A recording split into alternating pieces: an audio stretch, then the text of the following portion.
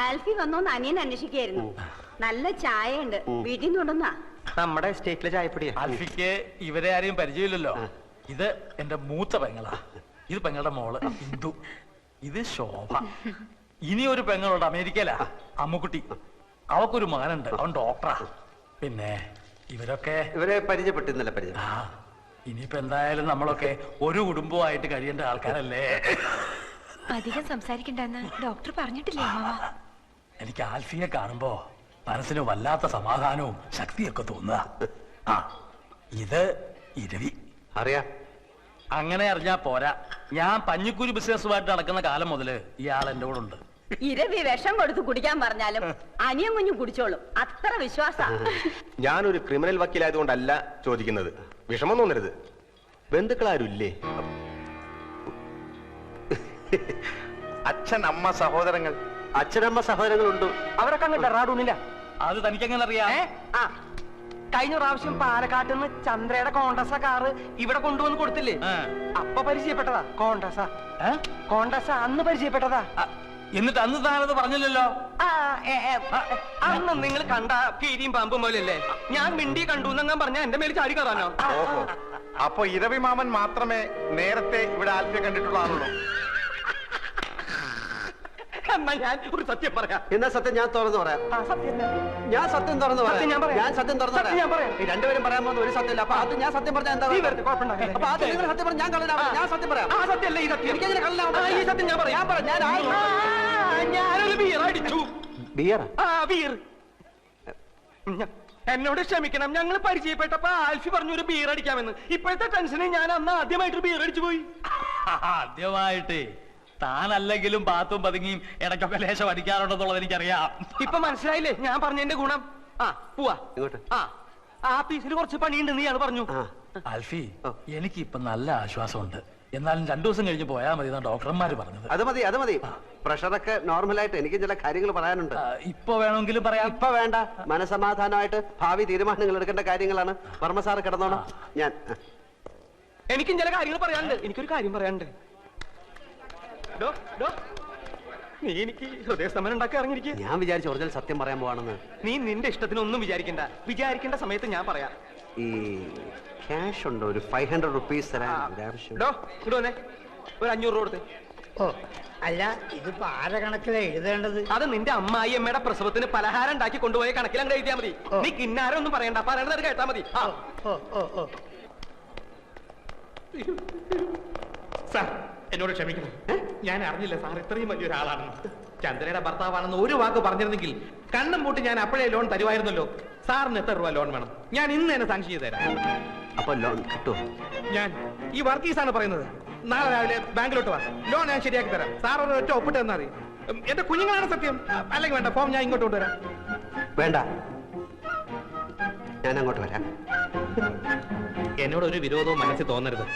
സാറിന്റെ ചന്ദ്ര ടെക്സ്റ്റൈൽസ് കമ്പനിയുടെ മുഴുവൻ അക്കൗണ്ടും ഞങ്ങളുടെ ബ്രാഞ്ചിലാണ്. ദയവ് ചെയ്ത് അതൊന്നും പിൻവലിക്കരുത്. ബ്രാഞ്ച് പൂട്ടിപ്പോകും. ബാങ്കിന്റെ ഭാവി അല്ലേ സാർ ഞങ്ങളുടെ ഭാവി. അതൊന്നും പേടിക്കണ്ട. ലോൺ ശരിയാവോ? എന്തിനാ സാർ സംശയം? വർഗീസിന്റെ വാക്കാണിത്. അപ്പൊ നാളെ ഞാൻ ബാങ്കിൽ വരാല്ലേ? അയ്യോ, ധൈര്യമായിട്ട് വരണം സാറേ. ഞാൻ മനസ്സമാധാനമായിട്ട് പൊയ്ക്കോട്ടെ.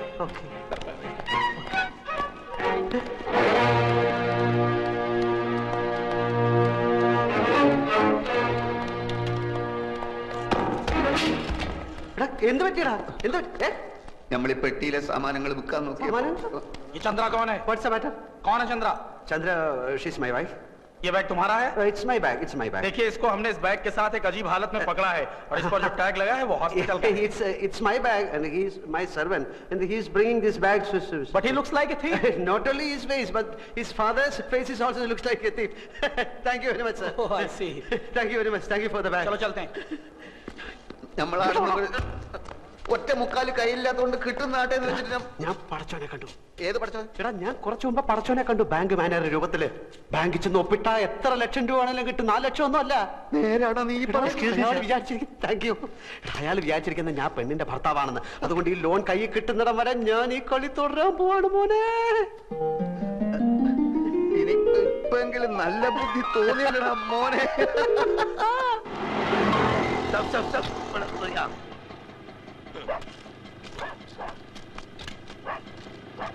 എന്താ ഊതിക്കണോ? ഇവിടെ ആരും ഇല്ലേ? இங்க யாரும் கிடையாது சார். அவங்க வீட்டை காலி பண்ணிட்டு போயிட்டாங்க. எங்க தெரியாதுங்க.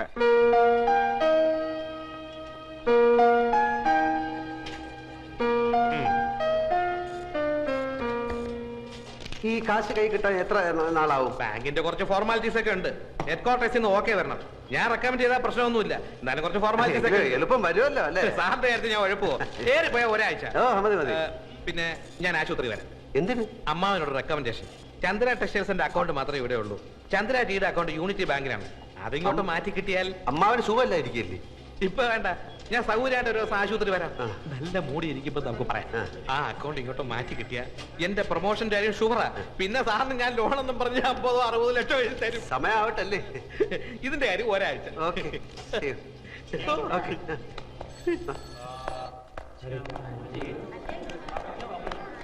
ഞാൻ കാത്തു നിൽക്കുകയായിരുന്നു. വർമ്മ സാർ ഉഷാറായി.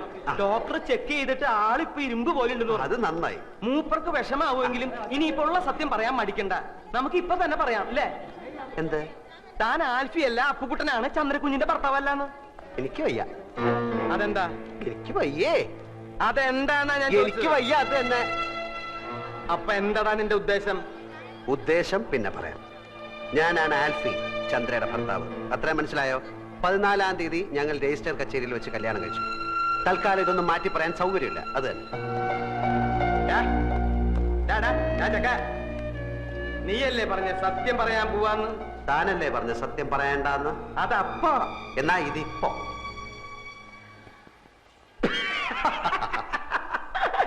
നിന്റെ ഓരോ കളികളെ വാ നമുക്ക് പോയി പറയാം. താൻ എന്താ കിടക്കുന്നത്? അപ്പൊ നീ പറയില്ല അല്ലേ? ഇല്ല. വേണ്ടടാ, നീ പറയണ്ട. നീ ആൽഫിയല്ല, കൂൽഫിയല്ല, ഒരു തേങ്ങയല്ല, അപ്പുകുട്ടൻ എന്ന് പറഞ്ഞൊരു ഫ്രോഡാണെന്ന് ഞാനിപ്പോ പോയി പറയും. കോട്ടശ്ശേരി തറവാട്ടിലെ ഉപ്പും ചോറും തിന്ന് വളർന്നവനായി ഞാൻ. നിന്നെ പോലൊരു പെരട്ട നാറിയെ അവിടെ കയറി നിരങ്ങാൻ ഞാൻ സമ്മതിക്കില്ലടാ. നീ എന്താ കളിക്കുക? ഞാൻ കാണിച്ചു തരാം. ചവിട്ടി കൂട്ടും ഞാൻ പമ്മി. താൻ പറയോ? പറയ മാത്രല്ല, ആൾമാറാട്ടത്തിന് നിന്നെ കൊണ്ട് കമ്പി ഇടിക്കണം. എങ്കിൽ നമുക്ക് ഒരുമിച്ച് എണ്ണാം. പോട ചെക്ക, നീ എന്താ എന്നെ വരട്ടുക? ഏയ് അങ്ങനൊന്നുമില്ല. താനല്ലേ പറഞ്ഞത് കോണ്ടസ കാറും കൊണ്ടുവന്നപ്പോ എന്നെ കണ്ടു, ചന്ദ്ര പരിചയപ്പെടുത്തി, ബിയർ അടിച്ചു. താൻ എന്റെ ബന്ധുക്കളെ എവിടെ വെച്ചാ കണ്ടത്? ഡെറാഡൂണിൽ വെച്ചല്ലേ? ഇതൊന്നും ഞാനല്ലല്ലോ, താനല്ലേ അവരോട് പറഞ്ഞത്. എന്നെ ഈ വേഷം കെട്ടിച്ചതും ചന്ദ്രയുടെ ഭർത്താവായിട്ട് അഭിനയിക്കാനും പറഞ്ഞത് താന്. അതിന് താൻ ദിവസവും എനിക്ക് 500 രൂപ കൂലിയായിട്ട് തരുന്നുണ്ട്. കണക്കപ്പിള്ള കുറുപ്പ് സാക്ഷി. എന്നിട്ട് അങ്ങേരത് ഇത് ഏത് കണക്കിൽ എഴുതണമെന്ന് ചോദിച്ചപ്പോ അയാളുടെ അമ്മായിയമ്മയുടെ പ്രസവത്തിന് പലഹാരം വാങ്ങിച്ച കണക്കിൽ എഴുതാൻ താൻ പറഞ്ഞില്ലേ? നീ എന്തൊക്കെയാണ് ഈ പറയണത്? ഞാൻ പറഞ്ഞു കഴിഞ്ഞില്ല, താൻ മുഴുവൻ കേക്ക്. താൻ എന്നോട് പറഞ്ഞു അവള് തട്ടിപ്പോവും, അത് കഴിഞ്ഞ് താൻ ആ കിളവന് വിഷം കൊടുത്ത് കൊല്ലും, അപ്പൊ ഭർത്താവ് നിലയ്ക്ക് എനിക്ക് ആ സ്വത്ത് കിട്ടും, അപ്പൊ ഞാൻ അതിന്റെ പകുതി തനിക്ക് തരണം. എടാ ദ്രോഹി, നിന്റെ നാക്ക് പുഴുത്തു പോവും. ഞാൻ എപ്പോഴാണ് ഇതൊക്കെ പറഞ്ഞത്? താൻ പറഞ്ഞില്ല, പക്ഷെ ഞാൻ പോയി പറയും താൻ പറഞ്ഞു എന്ന്. എന്നിട്ടിപ്പോ ആ സ്വത്ത് പങ്കുവെക്കുന്ന കാര്യം പറഞ്ഞ് നമ്മൾ തമ്മിൽ പിണങ്ങിയപ്പോ താൻ എന്നെ കള്ളനാക്കി കാണിക്കാൻ ശ്രമിക്കുന്നു. ഇതിനൊക്കെ സാക്ഷികളുണ്ട്, തെളിവുണ്ട്. ഇനി താൻ പോയി പറയണോ ഞാൻ ആ പെണ്ണിന്റെ ഭർത്താവ് ആൽഫിയല്ല അപ്പുകുട്ടനാണെന്ന്? ആ വർമ്മ തന്റെ മുഖത്ത് കാർക്കിച്ചു തുപ്പും. ആ തടിയന്മാർ തന്നെ ഇടിച്ച് പഴിപ്പിക്കും. എന്നിട്ട് ആൾമാറാട്ട കേസിൽ നമുക്ക് 2 പേർ കൂടെ അകത്ത് കിടന്ന് ഗോതമ്പ് ഉണ്ടാകുന്ന ഇരുമ്പരി എണ്ണി കളിക്കാം. പോയി പറയടോ, പോയി പറയടോ. നമ്മുടെ കോണ്ടസാക്കാരെ പോയിട്ട് ബീർ കഴിച്ചില്ലേ? പോയി പറയടോ.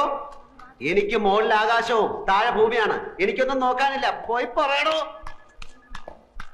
പോയി പറയടോ. ഞാൻ എന്റെ വൈഫിനെ ഒന്ന് കണ്ടിട്ട് വരാം. അതിനിടയ്ക്ക് തനിക്ക് വർമ്മ സാറിനോട് വല്ലതും പറയാനുണ്ടെങ്കിൽ താൻ പറ, ബാക്കി ഞാൻ വന്നിട്ട് പറയാം. കോണ്ടസ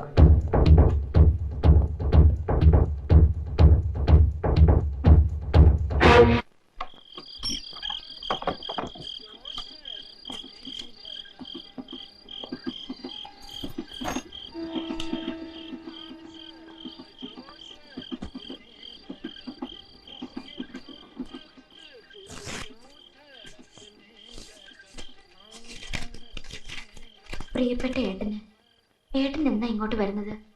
ഇവിടുത്തെ കാര്യങ്ങൾ കഷ്ടമായിക്കൊണ്ടിരിക്കുകയാണ്. എന്റെ കാതിലെ കമ്മൽ ഇന്നലെ വിറ്റു. കോടതി ഇന്നലെ വേനൽ അവധിക്ക് അടച്ചു. തുറന്നിട്ടേ വിധി വരും. അച്ഛന് ഊണും ഉറക്കവുമില്ല. ചിലപ്പോ ഒറ്റയ്ക്കിരുന്ന് കരയുന്നത് കാണാം. എന്നും ചേട്ടൻ എപ്പോഴാ വരുന്നതെന്ന് ചോദിക്കും. ഒരു സമാധാനത്തിനെങ്കിലും ഒരു എഴുത്ത് അച്ഛൻ എഴുതണം.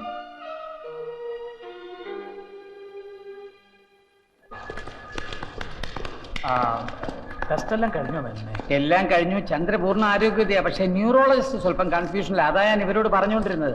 ചന്ദ്രയുടെ ശരീരത്തിന്റെ ഏതെങ്കിലും ഭാഗം വിരൽത്തുമ്പെങ്കിലും ചെറുതായിട്ടൊന്ന് അനങ്ങിയാൽ മതി. പിന്നെ ആ കുട്ടിയെ എങ്ങനെ രക്ഷിക്കണമെന്ന് ഞങ്ങൾക്കറിയാം. അതുവരെ ഒരു പെർഫെക്റ്റ് ഡയഗ്നോസിസ് പ്രയാസമാണ്. ഞാൻ പറഞ്ഞില്ലേ, അവർക്ക് സ്നേഹവും പ്രതീക്ഷയും ധൈര്യവും കൊടുക്കുക. അത് ഹസ്ബൻഡിന്റെ കടമ.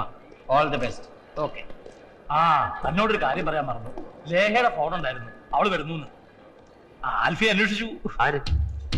ഇരവിക്കുട്ടിയുടെ മോള് നിങ്ങൾ തമ്മിൽ നേരത്തെ പഠിച്ചോളൂ. പിന്നെ അവളല്ലായിരുന്നു ഇവരുടെ കല്യാണത്തിന് സപ്പോർട്ട്. ഞാൻ മോളെ ഈ പുത്തൻകുരിശ്. പുത്തൻകുരിശ് എന്ന് പറഞ്ഞാൽ എറണാകുളത്തിനടുത്തുള്ള സ്ഥല. ഈ അവതാരം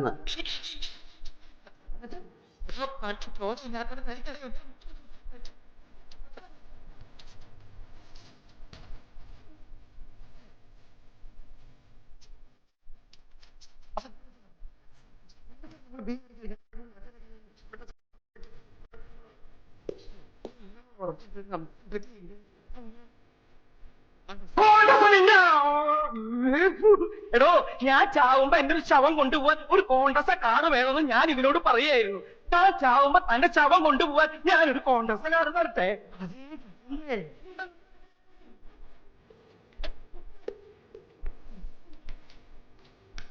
ഞാൻ മതളീത പറഞ്ഞ എല്ലാവർക്കും അറിയുന്നു.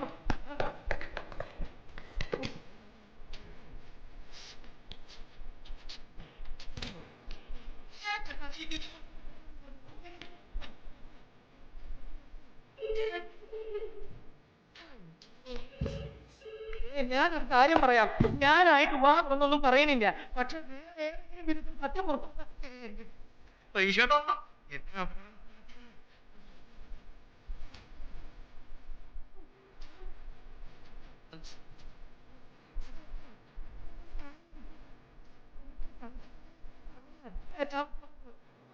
അമ്മ മരിച്ചു. മെഡിസിനൊക്കെ കഴിഞ്ഞു. എന്നാ പോയി വാങ്ങിച്ചു കൊടുക്കണോ? അതല്ല, അവിടെ മെഡിസിൻ എടുത്തൊക്കെ കഴിഞ്ഞു. അമേരിക്കയിൽ ആസ്ട്രേലിയയിൽ പോയി പഠിക്കാനാണ്. താനൊരു കാര്യം ചെയ്യും, കോഴിക്കോട് അനുവാദം കൊടുത്തിട്ട് അവിടെ നിന്ന് വിമാനത്തിൽ കയറി എങ്ങോട്ടെങ്കിലും പോവാൻ പറയണോ? ഞാൻ പറഞ്ഞാലും അവൾ ഇവിടെ വന്ന എല്ലാവരോടും യാത്ര ചോദിച്ചിട്ടേ തൊണ്ടാലോടക്കാൻ ഓരോന്ന് കേറി വന്നോളും. എടോ, ഈ പിശാച് കുൽഫിയെ കണ്ടിട്ടുണ്ടോ? അവളും ചന്ദ്രയും തമ്മിൽ അടയും ചക്കരയും പോലെയാ. അട ചക്കരയോട് പറഞ്ഞിട്ടുള്ള അറിവേ ഉള്ളോ, അതോ അട നേരിട്ട് ആൽഫിയെ കണ്ടിട്ടുണ്ടോന്ന്? എനിക്കറിയില്ല. ഇവിടെ നമ്മളിപ്പോ എന്ത് ചെയ്യും? എനിക്കറിഞ്ഞൂടാ. ഇവിടെ എന്തെങ്കിലും ഒന്ന് പറയടോ. ഇവിടെ എന്തെങ്കിലും ഒന്ന് പറയടോ. ഭാരത മാതാക്കി ജയ്. അതും ഇതുമായിട്ട് എന്താ ബന്ധം? ഞാനല്ലേ പറഞ്ഞ എന്തെങ്കിലും ഒന്ന് പറയാൻ. ഓ, അത് ശരി. അപ്പൊ അവള് വരട്ടെ, അവൾ എന്നെ കാണട്ടെ. ഞാൻ ആൽഫി അല്ലെന്നവള് പറയട്ടെ. അപ്പൊ നമുക്ക് രണ്ടുപേർ കൂടെ ജയിലിൽ കിടന്നേ ഭാരത മാതാക്കി ജയ്, ഭാരത മാതാക്കി ജയ് എന്ന് വെറുതെ എല്ലാ കയ്യങ്കാലും.